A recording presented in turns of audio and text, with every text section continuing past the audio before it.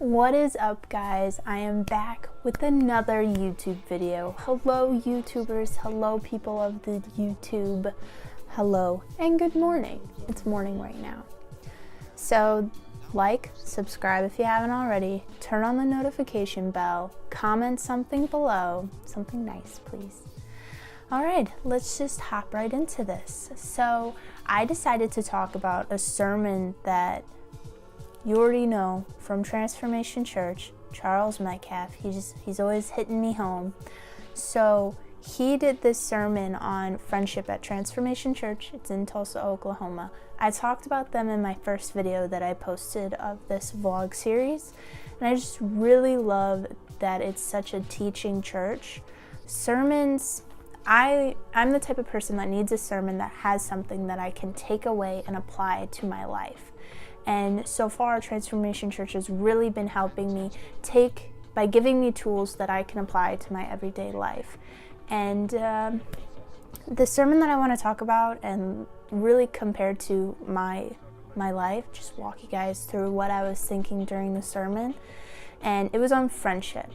Friendship has always been kind of a struggle with me because I always wanted friendship, but when I had the friendship, I wanted more out of it. I wanted more and more and more and wasn't never satisfied with the relationship that I had. And I wanted so many friendships. I wanted to be in a big group, a big clique of people. I wanted to have a lot of friends, and I wanted us to be diehards, you know, people that would fight for each other, people that would buy each other gifts and all of this stuff, be really close and together.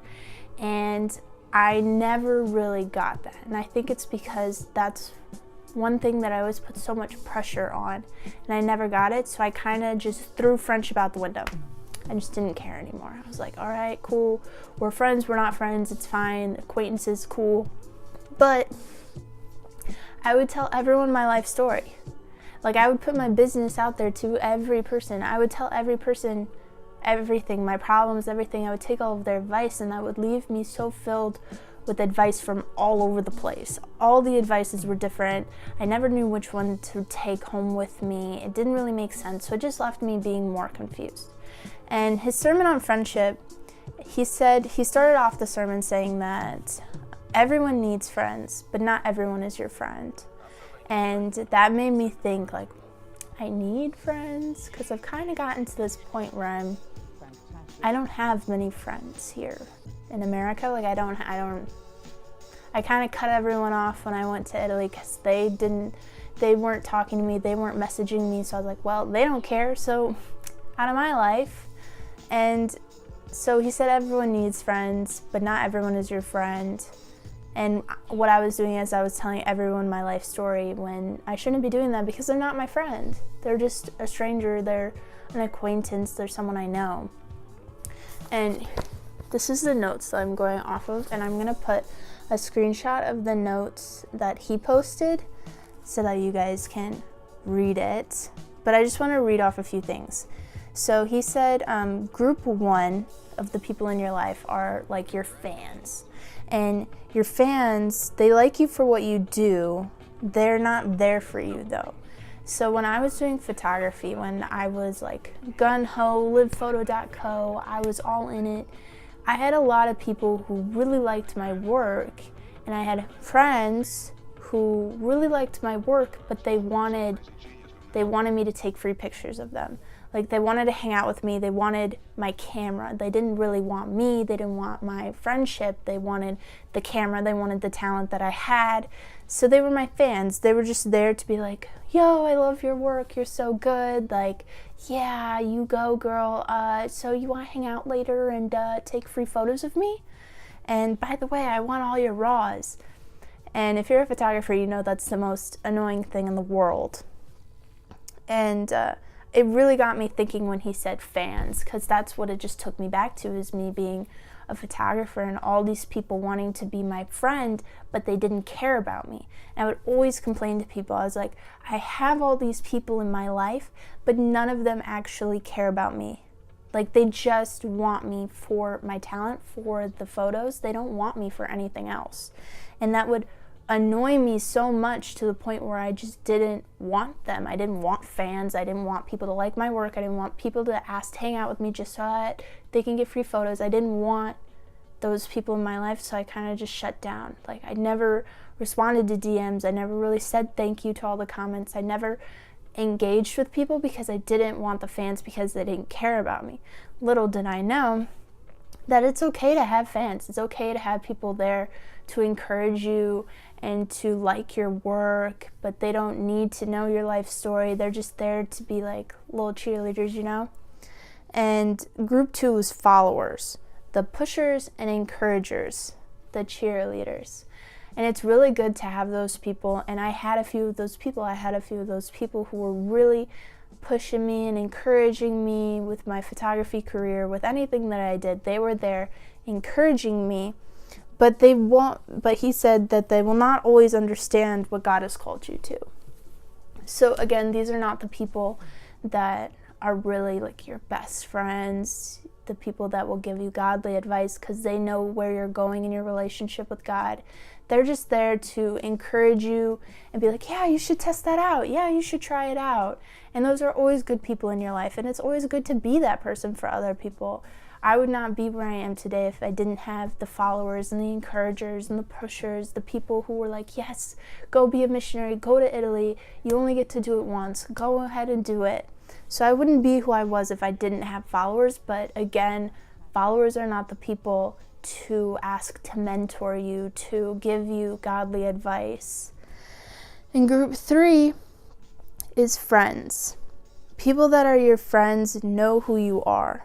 Your friends will fight alongside you, and your friends will fight against you.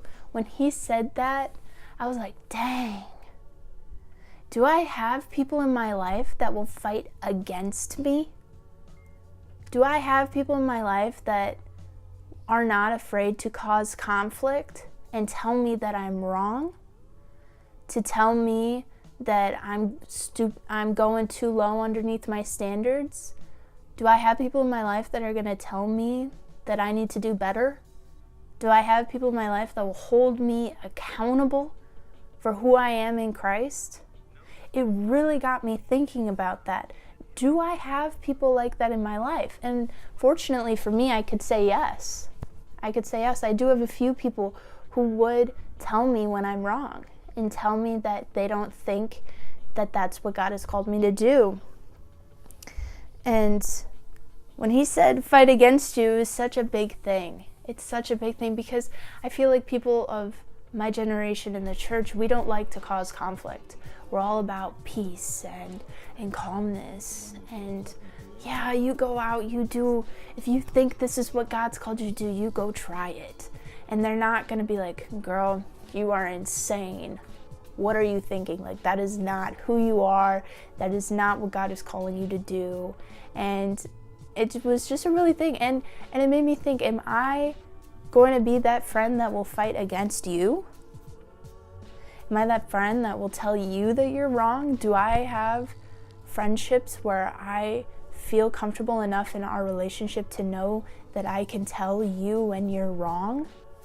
And it was just like a huge thing in my mind where it really got me thinking about me and my life and my friendships and who I am in my relationships with people and just who my friends really are to me, who really are my friends in my community, who do I have in my circle. And that really broadened it down and put everything into perspective, I guess you could say. And your friends, you need friends that stand up and not let you go lower than your standards. And I think that goes along with what I was saying before, like that won't let you stoop so low and be there to hold you accountable for who you are in Christ and hold you accountable for your relationships and your time and all of these things. Like, your friends will hold you accountable, and those are going to be your best friends, I guess. I don't know. And he said they will fight for you. So they will fight alongside you, they will fight against you, and they will fight for you. And that was just such an impactful sermon on friendship, and it really did help me put into perspective my relationships with people and other people's relationships with me, and it just helped me understand friendship more than I did before, because before I would just look at friends and then I would look at my fans. I'd be like, well, they're not my friends, so I should just cut them all off. And that's not healthy. Like, we still need fans, but you need to know their place. So you're not trying to have that friendship with your fans, because if you try and hold your fans accountable, you create that conflict because they're not in it the same energy. You know how like you guys kind of have to be going at the same speed, and when you have a fan going against a friendship, it's just not going to work. It's just not going to work because they're not putting in that energy. They don't, not to say that they don't want the same, not to say that they don't want that relationship later, but that's not their position right now. And one more thing, sorry, I closed my notebook, so now I need to open it. One more thing that he said is stop choosing like children. Your purpose is too great to let anyone speak to it. So what he was saying was, children, they will pick their friends based off of where they are. So I'm at the park, you're on the swing, I'm on the swing. Want to be friends? Let's be friends. And that's children, that's not adults. As bigger people, we should be choosing our friends more specifically because we have such a great purpose that we can't just have friends, we can't just have people in our lives. We need people that will hold us accountable. We need people who will fight for us. We need people who will fight against us. And we just have friends like, oh, well, he was on the curb, you know, and I was on the curb. We were waiting for our bus, and now he's my best friend. He doesn't speak life into me, but we have some great conversations. And that's not, you need friends that are able to hold you accountable. You need equally yoked friends, I think. Well, this is just my thoughts on some sermons. Let me know if you like them. If you don't, tell me in the comments. If you want me to stop making videos, comment it down. Just comment it up. And if you made it this far, comment a heart emoji or something to let me know that you guys are actually watching these. All right? So thank you for watching. Like, subscribe. See you in the next one. You are loved.